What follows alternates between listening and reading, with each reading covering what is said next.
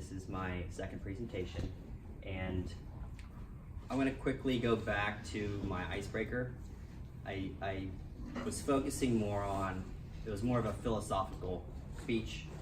I was focusing more on trying to answer the question of why we're here in one sentence.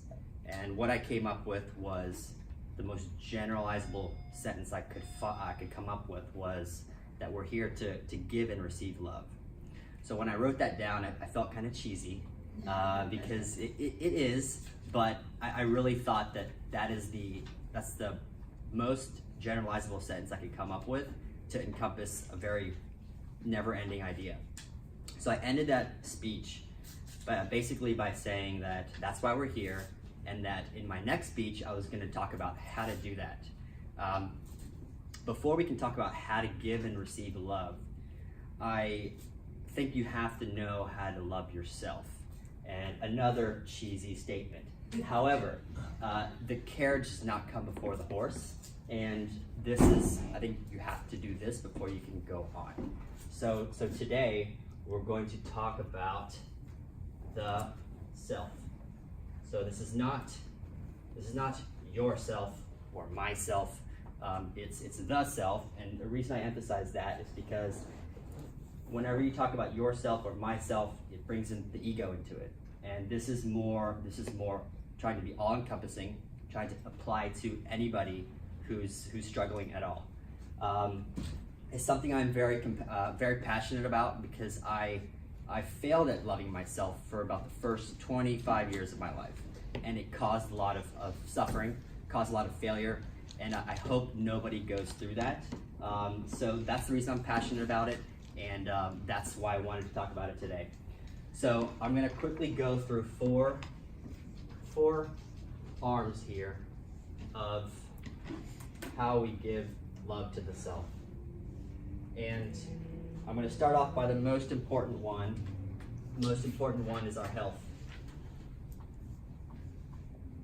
So, as I'm sure everybody in here is aware, the United States has all the resources, yet our mortality our lifespan is much shorter than many other countries. So at around 78.6 years of an average lifespan in the US, that's not very good, especially when you think about how many resources we have and what capabilities we have in our health systems.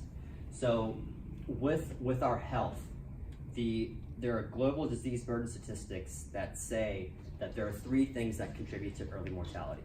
The top 3 things are, 1 is blood pressure. If your blood pressure is high and it's not controlled, you're at high risk of heart attack and stroke. That's pretty much how it is.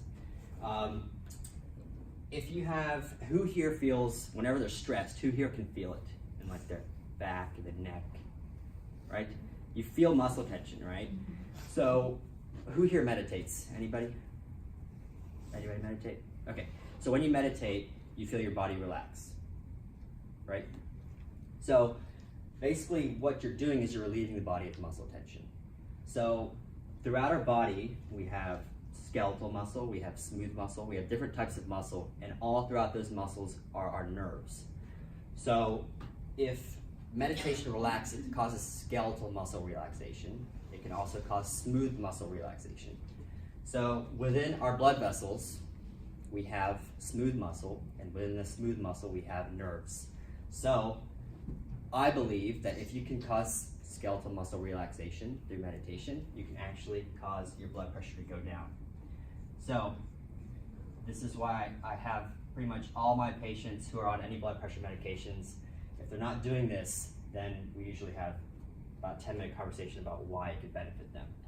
So that's the most important thing. The second thing is smoking. So smoking obviously is bad for you. And what I tell my patients is just stop.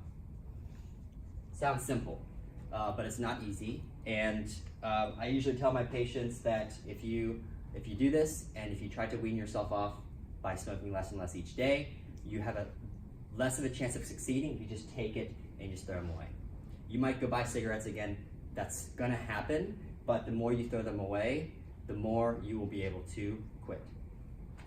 So the third thing is alcohol. Huge disease burden. When patients die of alcoholism, it is horrible for themselves, it is horrible for their families, and it is a horrible situation to be involved in. So, same thing, just stop. Okay, so that's health in a nutshell. We can go on to sleep and exercise and sex and all kinds of stuff, but I'm going to stick to that. Second thing is technology. We're going to talk about cell phones, social media. So every time you hear your cell phone go off, who here feels happy? Oh, I got a text message. Oh, I got a Facebook message. Ooh, this is interesting. This gets me engaged. What this is actually doing, that good feeling you're getting, is actually a rush of dopamine. So every time you have a rush of dopamine, you're more geared towards adapting addictive behavior. Same thing with social media. Use it for the right reasons. This is your story. I would encourage all of you guys, if you haven't tried this exercise, write down everything in your life that's going wrong right now. Take about 10 minutes and write it down. Every frustration, every failure, everything you think you wish was different. Write it down. You're gonna have your old story and then your new story. Go back and forth and compare them, and then throw your old story away and repeat this one every morning. You cannot just repeat it. You have to visualize it, and you have to feel it. So you take your new story, you visualize and you feel it, and then you take that, you incorporate meditation into it, and now you're on your way to being happier, being healthier, getting better sleep, having better days, and loving yourself. So after this, I'm basically going to extend that. We're going to go outside of ourselves, and we're going to talk about how to give and receive love. Lastly, I just want everybody to know that I don't want you guys to leave here today thinking, I'm definitely going to do this. I don't want you to leave today thinking, I'm definitely not going to do this. My ask is that you just let it simmer. Thank you.